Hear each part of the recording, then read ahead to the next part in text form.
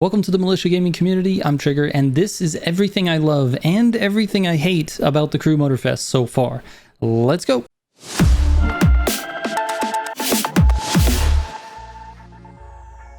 Real quick before I get into the video, if you're looking for any of my builds, whether it be Need for Speed Heat or MOTORFEST or Need for Speed Unbound, you can go to militiagamingco.com/builds and click on the page that you are looking for. All right, let's get into the video. So I want to take you through the things that I really love about the game first, because I feel like if I go through the hate stuff first, a lot of you guys are going to be clicking off the video, because this is a very, very loved game in the community, and I totally understand why. But that's not to say there aren't some things that can be changed, or things that, you know, that we can say that we don't like. Anyway, let's get into it, dude. These are the things that I absolutely love about this game. The first thing is the mailbox itself is in the menu. Now, if you don't remember, the Crew 2 had a container, which was your mailbox, and that's where you received all of your parts drops when your parts inventory was full. You'd have to go to, let's say, the street headquarters and then empty that mailbox there. So you had to physically go or physically fast travel over to that mailbox. Now in the Crew MOTORFEST, you can just open up your menu, you can go to driver and then go to mailbox, and everything is right there. You can delete things from that screen, or you can grab them and put them in your inventory, and it makes it so much easier because you can just go back to your vehicle inventory, delete things out of there so you have space, and then go back into that mailbox and grab it out of there. So I really like that. It's a very nice change. It should have been that way from the beginning. Next thing I love is the character detail. Now, I'm not talking about the customization options, because I feel like those are a little bit lacking, especially the hair. There's just like no regular guy hairstyles for me, but the character detail, like the actual physical detail in the hands, in the hand motions on the cockpit view, in the skin, and the just like overall, the characters are extremely detailed, and their movements are a lot more natural than a lot of different games. So I really appreciate that little detail. Even though it doesn't have anything to do with racing, it definitely made my love list. And speaking of the cockpit view, it is so much improved. I mean, the hand motions alone are just incredible compared to the Crew 2. The Crew 2 had very stiff hands.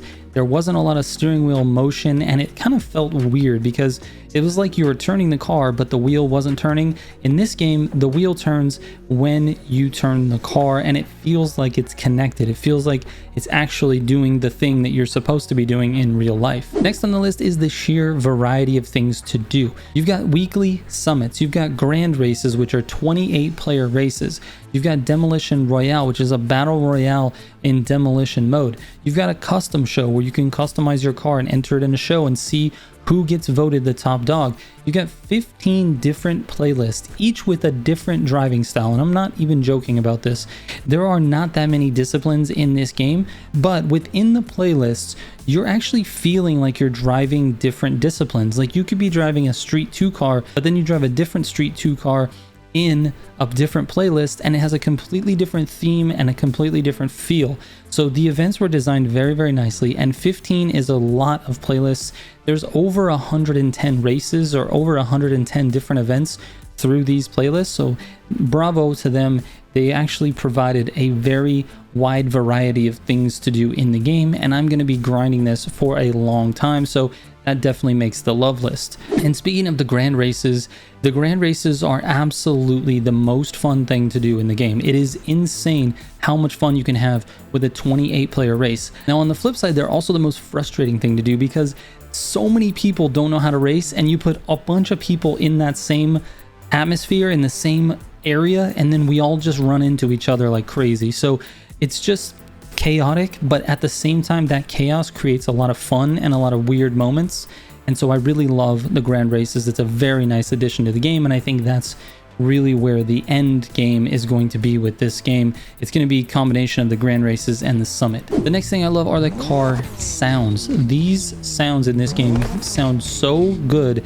I want to say the word sounds so many more times. It is so unbelievably good compared to anything else that's out there right now in terms of racing games, and that's honestly incredible to say. I'll be honest though, I don't play a lot of sim games, so I will say that if you're a sim fan out there and you know there's a game out there that does a lot with the car sounds, I apologize. But in terms of arcade racing, this is by far the best sounding game in terms of car sounds. It's just so good. This next one is sort of a small feature. It's just a setting. It's the ability to switch the hold to a tap on your buttons. So like anytime you're in a menu and you want to like say delete a part out of your inventory, you have to hold the button down until it deletes, and then you can go to the next part and hold the button down until it deletes.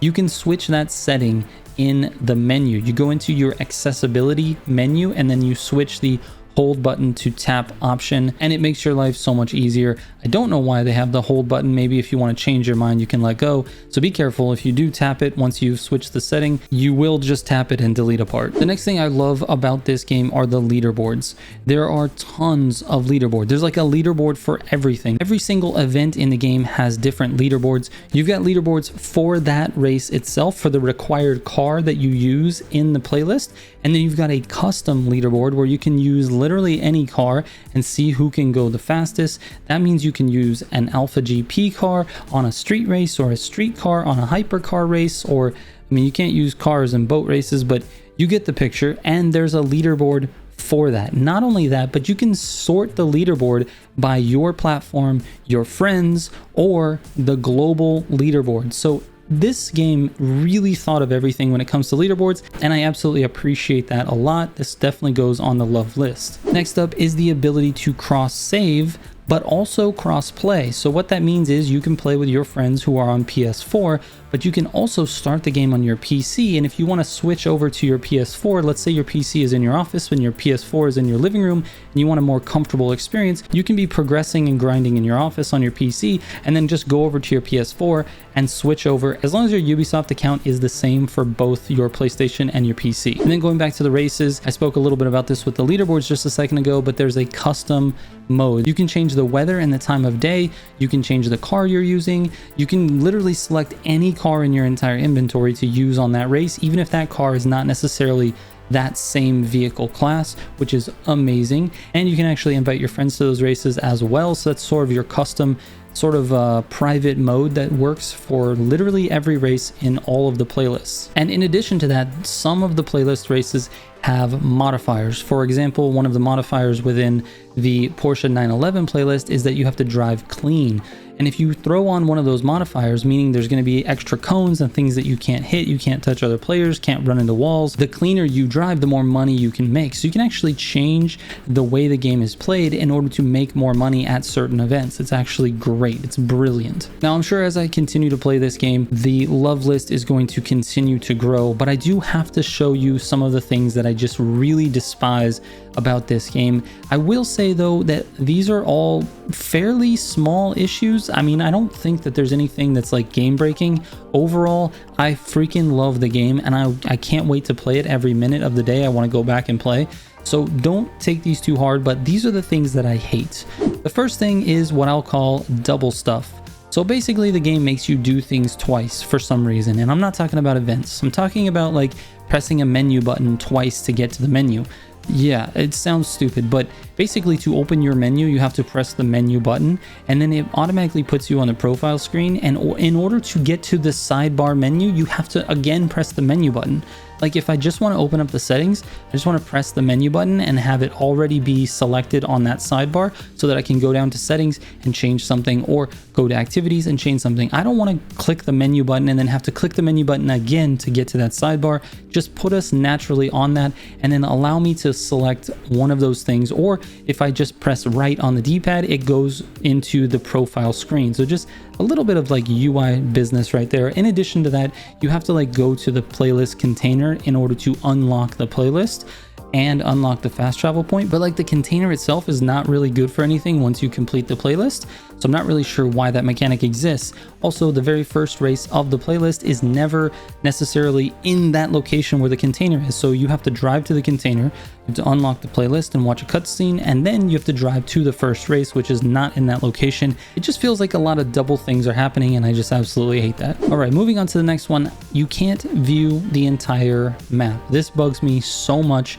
I want to be able to zoom out and view the entire map. Why can't we do this? I have no idea, but it takes forever if you want to get to the top of the map. You just can't travel that fast even if you're all the way zoomed out. So I don't know, in the interest of saving time, and also just because I don't know, I'm just like that. I want to be able to see the entire map. Next on the list is you get a starter car, but then you don't use it on any of the playlists, which is basically your campaign, for lack of a better word. So like, why are we getting a starter car? It doesn't make a lot of sense. You're using loaned vehicles in every single race of every playlist. Unless you finish that playlist and then you go back and do a custom race, you have to use the loaned car. It's a very specific experience that they've tailored, and I totally understand that. But then why do we have some sort of starter car? I guess it's just to like get around the map with. And then the rewards that you get from the playlist go to your starter car, but like not always, because it depends on which event type you're in. I don't know, it just seems a little bit weird that we have a starter car but we don't use it in any of the events. I want to be able to use my own cars. There should maybe be an option to use your own car or use a loan vehicle. Another thing I hate is the random AI race traffic. Now, I'm not talking about in the race, I'm talking about when you're just like driving around in free roam. There's like these random races that come at you all of a sudden when you're turning a corner, and there's like 15 cars that come flying by you. Now, they're all ghosts, and that's fine, so they don't run into you or ruin your path, but there's also traffic cars. So there's the race cars that are ghosts, and then there's regular traffic cars that you can't hit.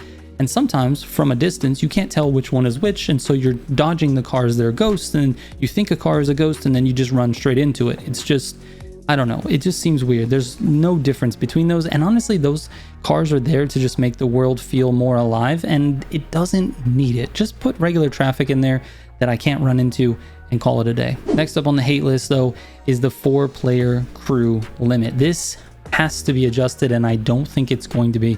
The Crew 2 was the same way. You could only invite 3 of your friends. Need for Speed did the same thing with Unbound, and it's terrible.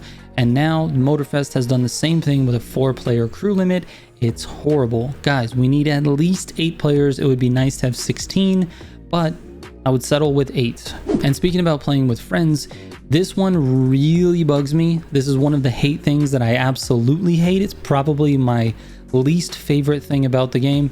You can't progress your playlist together with friends. This is huge, guys. You have to be able to do this, and you can't in this game. If you are in a crew with a friend and you go to do your playlist, whoever the leader of that party is, that person will progress the playlist. The other person just gets the money for doing the event, but their playlist doesn't get any progress. And this is huge. You can't even be in a crew with someone and do it individually. Like if you guys are in the same crew, the same lobby, and one of you launches the playlist race because you want to progress your playlist, the other person has to accept or decline. If they decline, it cancels the event altogether and no one can do it. So in order to progress your playlist, you have to be completely solo. You can't be in a crew. It just seems really, really stupid. I want to be able to play this stuff with my friends. And then lastly on the hate list, and this is just such a weird one, but the plane handling is so different. The physics of the planes are just so different from the Crew 2, and personally, I just don't like it. They tried to make it more simple, where you like turn left and then the plane will like bank on its own and turn left for you. I just don't like that. I liked the system of being able to adjust the plane on all 3 axes, instead of this, which kind of adjusts it for you.